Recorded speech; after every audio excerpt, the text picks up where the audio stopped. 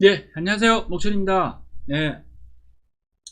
이번 영상에서는 저번 영상에 이어서 똑같은 엠니스트 데이터를 가지고 엠니스트 데이터가 이미지이기 때문에 실제로 DNN으로 학습하지는 않습니다. 그러니까 CNN이라고 부르는 Convolutional Neural Network를 가지고 하는데 이 CNN을 조금 이해를 하기 전에 이제 DNN을 했던 이유가 이제 그 CNN을 좀 더 이해하기 위해서 그랬었는데요. 자, 앞쪽에서 했었을 때 한번 잘 생각을 한번 해보죠. 그러면 DNN에 어떤 취약점이 있느냐. 그러니까 문제점이라 그러기는 좀 힘들고, 그러니까 DNN으로 했을 때 풀 수 없는 문제, 풀리지 않는 문제, 그런 문제들은 왜 안 풀리는지를 같이 한번 먼저 생각을 좀 해봤으면 좋겠습니다. 예, 제가 한번 그림을 일단 한번 그려놔 봤는데요. 미리 시간이 너무 가는 것 같아서 너무 오래 영상이 찍히는 것 같아서, 자 보면 예를 들어 DNN을 한번 생각해 보시죠. 여기에 3이라는 글자가 있어요. 3이라는 글자가 있는데 지금 검은색 글자, 그러면 얘네들이 결국은 앞쪽에서 어떻게 했느냐 하면 요 한 그러니까 한 픽셀이죠. 한 픽셀 단위를 요렇게 픽셀 요렇게 되어 있는 것들을 일렬로 쭉 만들어 가지고 놓잖아요. 근데 만약 이 다 그리기는 힘드니까 요 제일 위쪽 요 3이라고 보이는 요 글자가 이렇게 걸쳐지는 요 부분, 요 보라색은 일단 생각하지 마시고요. 여기 요 부분을 한 픽셀만 딱 생각을 해보시면 요 위쪽에 3이니까 약간 많이 걸쳐지는 부분이 있겠죠. 그래서 여기에는 까맣게 나올 거고 나머지는 하얀색일 거라는 거죠. 그죠? 그래서 까만색이 되니까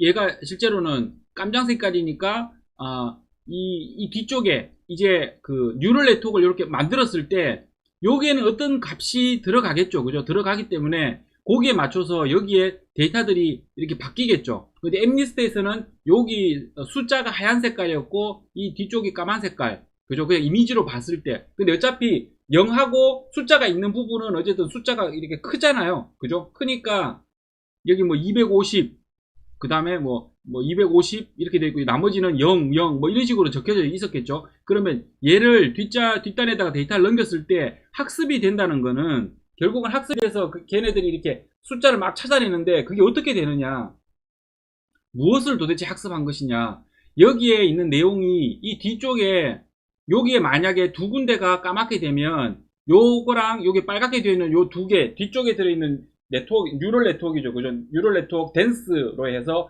우리가 앞쪽에서는 한 250개를 만들었잖아요. 그랬을 때 요쪽에 어느 부분이든지 활성화가 될 거잖아요. 활성화가 되게끔 어디는 활성화가 되지 않고 어느 쪽은 활성화가 되게끔 학습이 됐다는 거죠.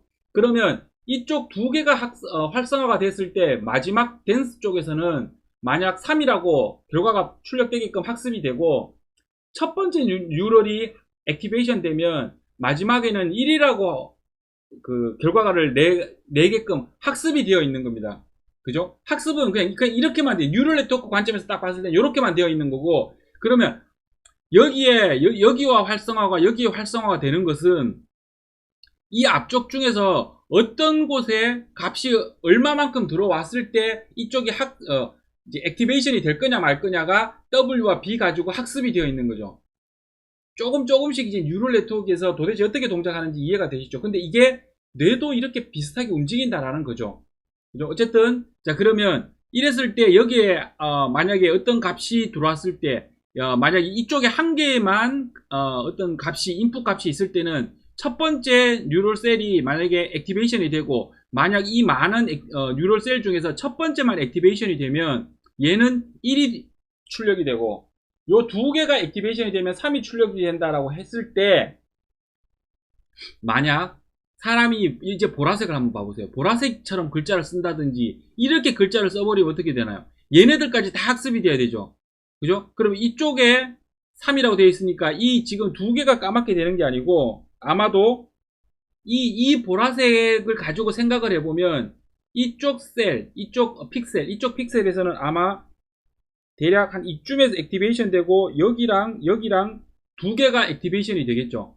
무슨 의미인지 아시겠죠? 이쪽에 살짝 거쳤다가 쭉 넘어가면서 이쪽에 그죠? 하나 3자가 걸쳐지는, 그러니까 이런 느낌으로 걸쳐지면 이때도 여기가 3이 나와야 되게끔 학습이 되는 거예요. 그런 여러 가지 상황들에 전부 다에 3이 나올 수 있도록 W와 B 값들이 막 조정이 돼가지고 이게 학습이 돼서 이게 결국은 학습이 된 거거든요.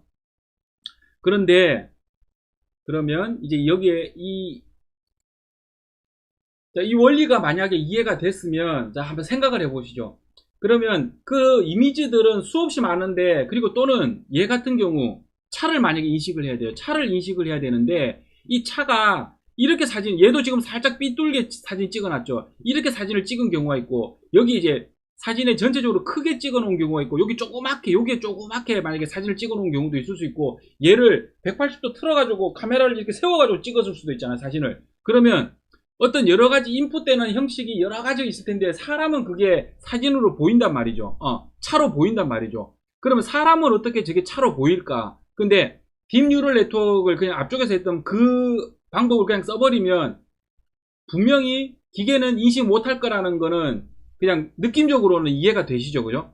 자, 그래서 그럼 이걸 어떻게 해결할 것이냐? 사람은 도대체 어떻게 저거를 차라고 인식을 하느냐를 58년도, 59년도 이때 연구한 사람이 있습니다. 고양이를 가지고 연구한 사람이 있는데, 그게 휴블이라는 사람하고 웨이젤, 위셸이라는 이 두 분께서 이거를 연구를 했는데요. 이걸 연구를 했는데 어떤 식으로 연구를 했냐 하면, 그러니까 앞쪽에 스크린을 놓고 스크린 앞쪽에다가 이제 뭐 가로 막대기, 세로 막대기, 뭐 이렇게 그물 모양, 삼각형, 동그라미 뭐 이런 것들을 이렇게 보여줘요.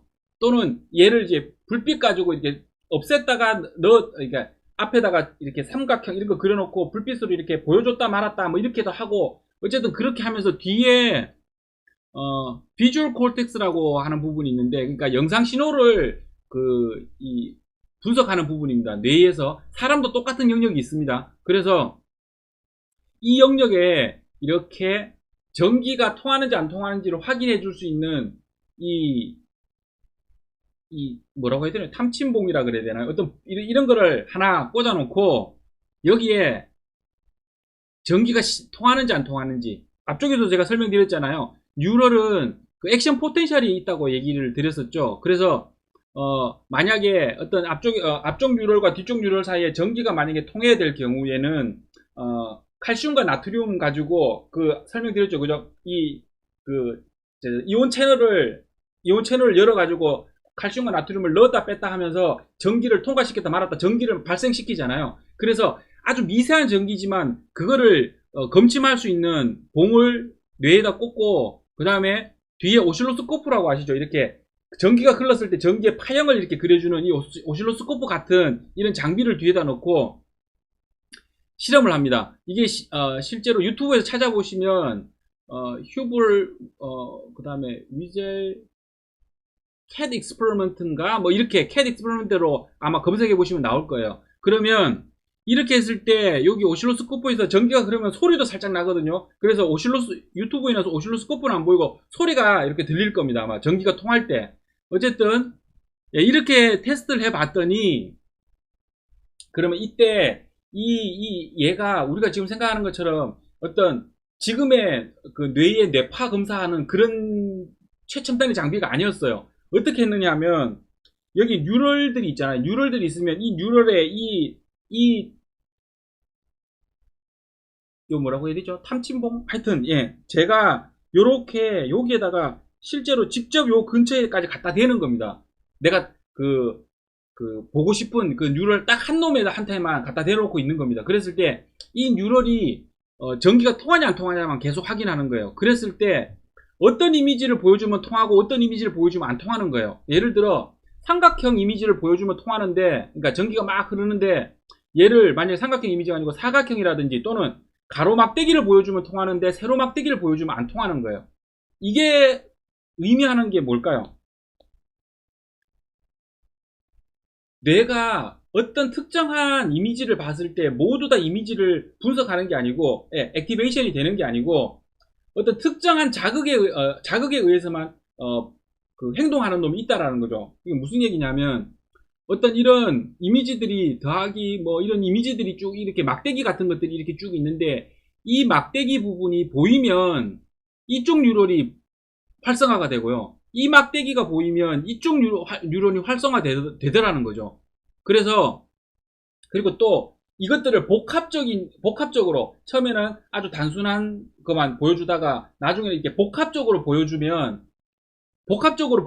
또 그게 액티베이션이 되는 또 뉴럴은 또 따로 있다라는 거죠. 이것과 연결이 되어 있는 또 다른 뉴럴이. 그래서 이것들을 계속 연구를 하다 보니 최종적으로 내린 결론이 뭐냐 하면 어떤 하나의 이미지를 분석을 할 때 이 이미지를 우리는 이제 우리가 느끼기에는 얘가 자동차라고 하나로 느껴진다고 생각하지만 뉴럴 셀들이 각각의 셀들이 어떤 부분에 대해서 어떤 경우는 어떤 부분이 눈에 들어오면 얘는 액티베이션이 되고 그 다음에 또 얘는 딱 그거만 액티베이션이 되는 거예요. 예를 들어 어떤 하나의 뉴럴에서는 어떤 이렇게 각진 동그라미 중에서 이렇게 각진 이렇게 외곽 테두리 있죠. 테두리가 동그랗게 생긴 놈을 보면 이 뉴럴은 이게 활성화가 되는 거죠. 그리고 다른 뉴럴들은 다른 셀들은 그러니까 비주얼 콜텍스 안에 들이는 다른 셀들은 얘가 활성화가 안 되는 거예요. 그러다가 또 만약에 이게 각진 거 있잖아요. 이렇게 뾰족하게 생긴 이런 모양을 봤을 때는 얘는 활성화가 안 되는데 또 다른 놈들은 활성화가 되고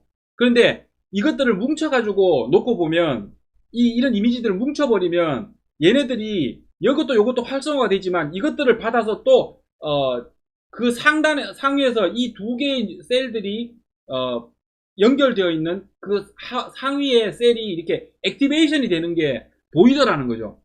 그게 이 실험이었고 이건 유튜브를 찾아보시면 나오니까 한번 보시면 좋을 것 같고 어쨌든 그 원리에 의해서 그러면 실제로 사람이든 동물이든 어쨌든 뇌가 그런 식으로 동작하는 것처럼 보이니 형태를 우리가 이렇게 한번 만들어 보자 라고 해서 만들어진 게 CNN이라고 보시면 됩니다. 그래서 CNN은 컨볼루전 렐루는 아시겠죠? 일단 이해되시는 것만 보세요. 컨볼루전 렐루 풀 컨볼루전 렐루 렐루 풀 똑같이 하고 마지막에 FC를 합니다. 이게 풀리 커넥티드 네트워크라고 보시면 되고 이게 이때까지 했던 클래시피케이션 DNN하고 같은 겁니다. 마지막에 DNN을 갖다 붙이고 앞에 뭔가 다른 거를 더 갖다 붙여요.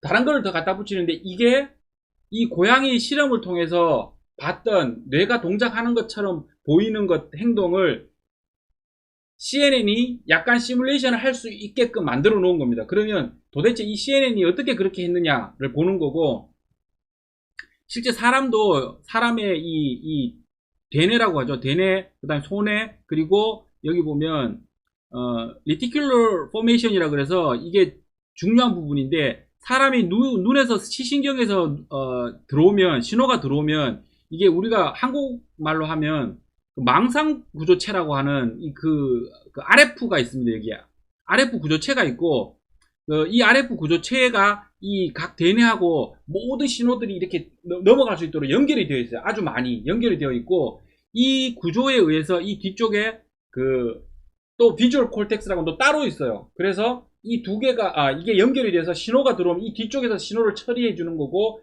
사람도 비슷하게 동작하고 있다라는 거죠. 그러니까 그거를 시뮬레이션 하고 있는 게 CNN이라고 보시면 되고 그러니까 바로 제가 처음에 공부했을 때는 이 바로 CNN 하면 이 컨볼루전이랑 풀이랑 이것들을 어떻게 계산하냐 막 계산하는 것만 가지고 막 이렇게 설명을 듣고 이게 도대체 뭐 하는 거지 왜 이렇게 하면 그리고 실제로 그냥 한번 해보면 되기는 하거든요. 그래서 왜 되는 거지 라고 했는데 이런 기본 개념을 가지고 아마 보시면 좀 더 빨리 뒤에서 이제 하는 이 복잡해 보이는 이런 복잡한 것처럼 보이는 그런 행동들을 왜 하는지 아마 이해가 되실 거고 요 뒤에 영상부터 실제로 그러면 요 그림을 한번 이해를 한번 해보겠습니다. 요 그림 안에 들어있는 요 각각이 도대체 왜 하는 거며 이 고양이 실험에서 얘네들이 의미하는 게 뭔지 이 고양이 실험으로부터 어떤 것들을 배워서 여기에다가 만들어 넣었는지를 설명드리도록 하겠습니다.